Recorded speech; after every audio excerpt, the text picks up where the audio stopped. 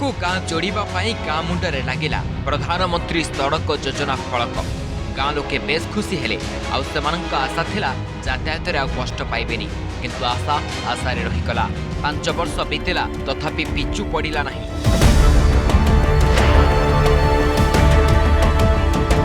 केवल माटी ढाली दे चुप बसी ठिकादार।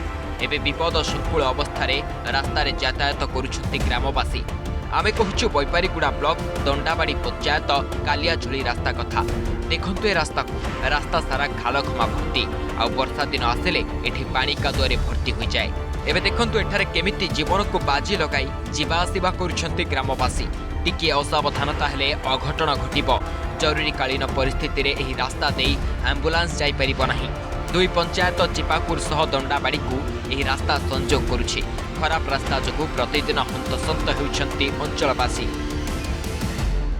प्रशासन आदि जाए भी किसी तो पदक्षेप नौना बारंबार आम ऑब्जेक्शन दिया एपटे जास आम बहुत असुविधा हो तो रास्तार टे बहुत असुविधा से आम सरकार को अनुरोध करुँ डबल इंजिन सरकार को अनुरोध करुँ जमीक कि तुरंत ए रास्ता को आम मरामती करके ये करदे आम टे उपकृत हेबू। तो आम पंचायत रास्ता 5 खंड गाँव रास्ता खराब है, कंप्लेन है ना, तुरंत कंप्लेन है दरकार।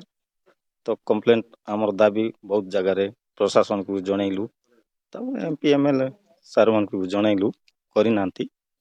जदि तुरंत करें ना बोले नेक्स्ट पंचायत इलेक्शन रे भोट वर्जन भी करूँ कि राज रास्ता एबे कौन आम चाहूँ बोले टिके रास्ता टिके करदेले भल हुआ। खाद्य वर्षा दिन जमी अवस्था हो एबे भी सेमती असुविधा हो। मेडिकल कष्ट तो को ना आम्बुलांस वाला भी कहूँ गाड़ी जीवनी गाड़ी लगी एमती सेमती ये जाए आण से जाए आण तार आम नेबू दुनिया स्टोरी कहते। सेपरी पंचायत सदर महकुमा को संजोग पाई दंडाबाड़ी ठारू जंगल जोड़ी को प्रधानमंत्री सड़क योजना रे 5 किलोमीटर रास्ता निर्माण हैला। एथिपाई 2,49,87,000 टंका खर्च होईछि, किंतु एबे से पिचु रास्ता पालटिछि माटी रास्ता। एभली दंडाबाड़ी पंचायत रे मोट 5टी प्रधानमंत्री सड़क रास्ता अवस्था अति शोचनीय हो पड़ी। खराब रास्ता को नहीं हंतसंत होउछंती पंचायतवासी। एने वीडियो जिलापाल विधायक मंत्री समस्त को गुहारी करथिले सुद्धा रास्ता समस्या समाधान हेउनी। एणु दंडाबाड़ी पंचायतवासी आगामी त्रिस्तरीय पंचायत निर्वाचन रे भोट वर्जन करिवे बोली चेतावनी दैछंती।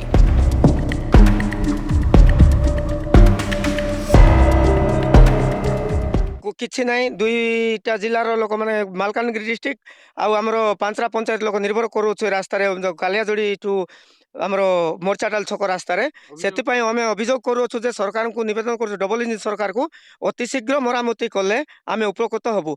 जदि तत्संगे संगे मरामती न कले आम आगामी इलेक्शन रे भोट वर्जन करूँ बोली आम दंडाबाड़ी पंचायतवासी आम निष्पत्ति नहीं सारी।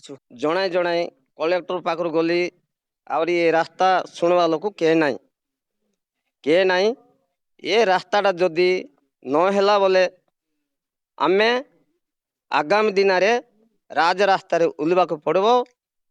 आमे पंचायत वाला बसिकी आलोचना करिकी आमे भोट वर्जन करूँ। प्रधानमंत्री सड़क योजना अधपंथी अवस्था पड़ रही जहाँकि रास्ता निर्माण हेले एमानकर लोकंकर उन्नति होता। खबर प्रसारण पर केबे ये रास्ता निर्माण शेष हम अंचलवासी दुख दूर हम ताहा देखा बाकी रहा। बैपारीगुड़ा दंडाबाड़ी एन संतोष, न्यूज़ 7।